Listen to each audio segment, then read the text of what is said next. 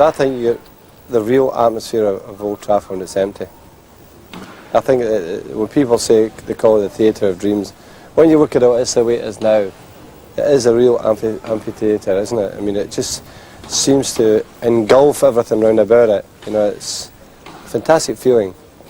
For our players, obviously, we need players who can perform on the big stage, and this is the biggest of all.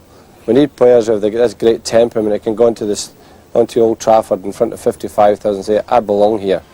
I think it was the obvious one that Eric Cantona, he just seemed to be born to play here. He strutted onto the pitch, and a lot of players, I've seen it myself, and I've read about and heard about other players who have come here and they shrink. Cantona just stuck that big chest out, didn't he? And he loved it. He loved every minute of it. If you were to narrow it down to maybe one or two, you can't forget the Sheffield Wednesday game at that end, can you? And Brian Kidd ended up here.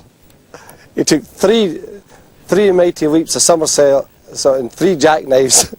I also remember Sparky, he'd done his ankle in a bad challenge against Liverpool one night in a League Cup tied, and he's limping about here. You know, it was just round about here, and we won the ball, but somewhere there, and it knocked it forward.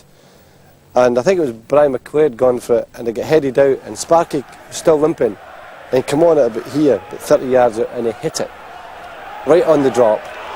He screamed into the roof of the net.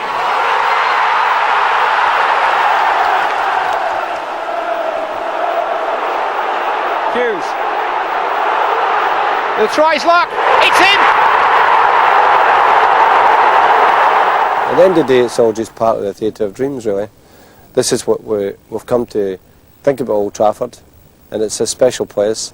And when I'm standing here in the middle of it all, is a theatre, and it does hold all our dreams, because that's what the club's about.